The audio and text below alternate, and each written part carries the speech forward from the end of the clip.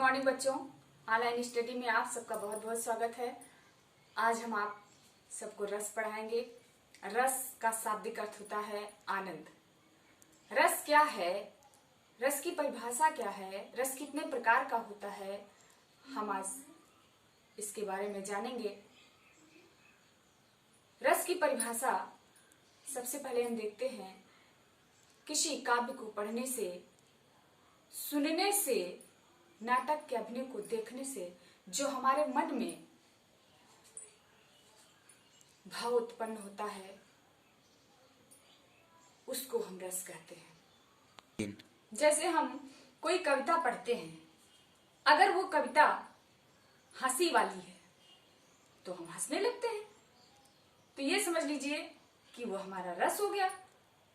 जैसे हम कोई रोने वाली चीज अचानक से पढ़ लेते हैं, नहीं तो कुछ शोक या करुण होता है उसमें, तो हम रोना स्टार्ट कर देते हैं, तो हमारा वो शोक में बदल जाता है, वही रस है।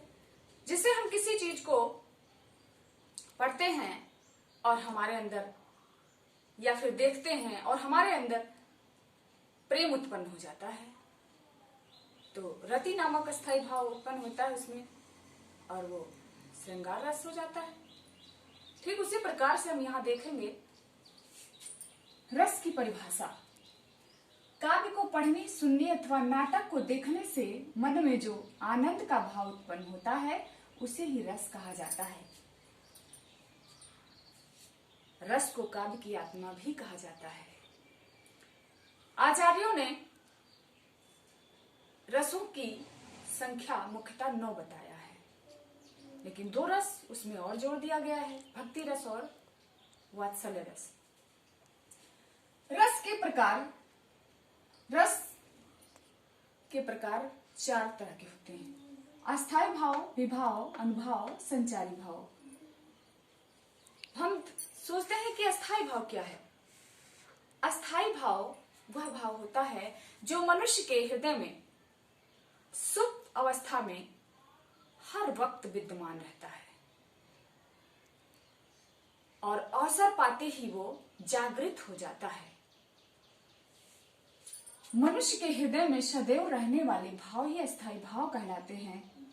आचार्यों ने रसों की संख्या मुख्यतः 9 बताया है।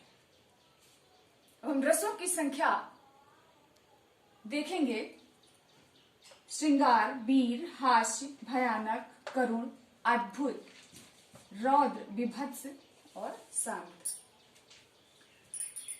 अब इसके स्थायी भाव क्या हैं?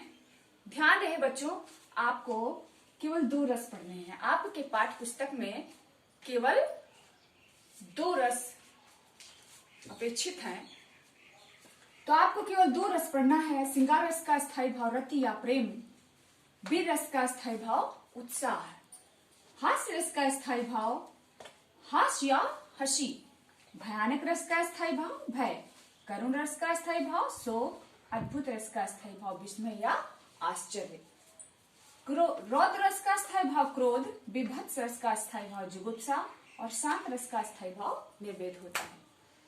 3 तो हम देखेंगे श्रृंगार रस की परिभाषा। श्रृंगार रस की परिभाषा क्या होती है? जहां नायक और नायिका के प्रेम पूर्ण मिलन से जो के मन में स्थित अस्थायी भाव रति या प्रेम से आनंद को श्रृंगार रस कहा जाता है। श्रृंगार रस के 2 भेद होते हैं। नंबर 1 संयोग श्रृंगार रस और नंबर 2 वियोग श्रृंगार रस। संयोग श्रृंगार रस की परिभाषा: जहां नायक और नायिका के प्रेम पूर्ण मिलन की सुखद अनुभूति होती है, वहां संयोग श्रृंगार रस होता है। हम यहाँ पे उसका उदाहरण देख लेंगे। लता ओट तब सखिन लखाए, श्यामल गौर किशोर सुहाए, देख रूप लोचन ललचाने, हर से जन निज निधि पहचाने, संयोग श्रृंगार का ये उदाहरण है जहां पर राम, सीता, लक्ष्मण के लिए ये उदाहरण प्रयुक्त किया गया है। दूसरा उदाहरण, मैं तो गिरधर के घर जाऊं, गिरधर म्हारो साचो प्रीतम देखत रूप लुगाऊं।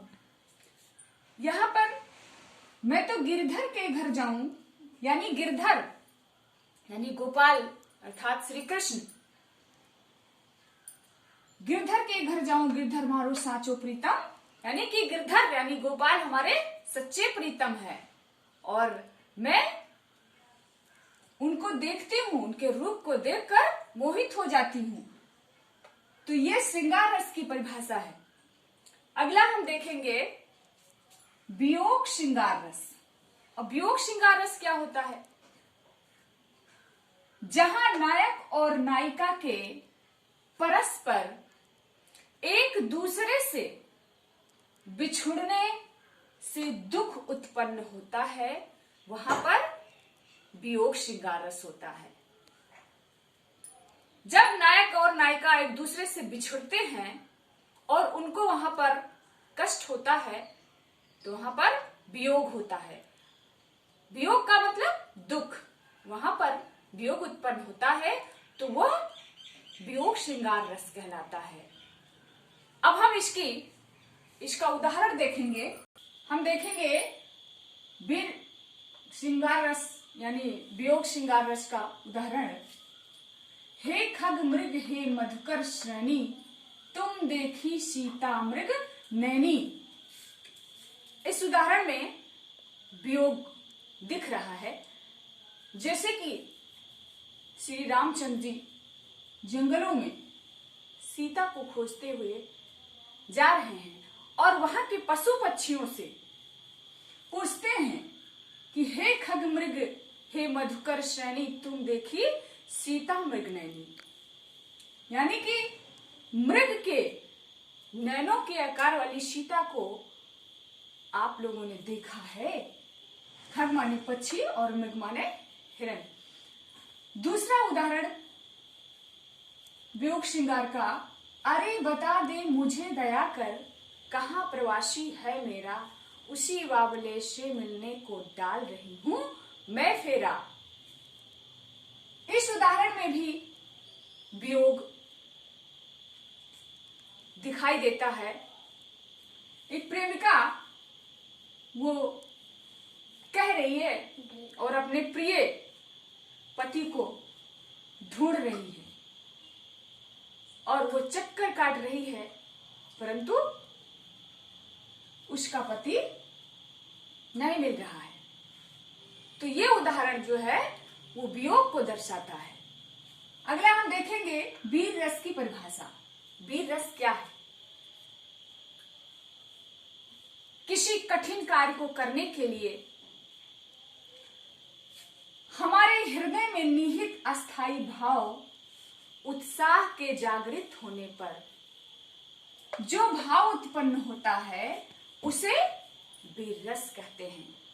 कोई भी कार्य है और वो कठिन है और हमें उसको करना है, जब तक हमारे अंदर उत्साह नहीं होगा तब तक हम उस कार्य को करने में सफल नहीं हो पाएंगे।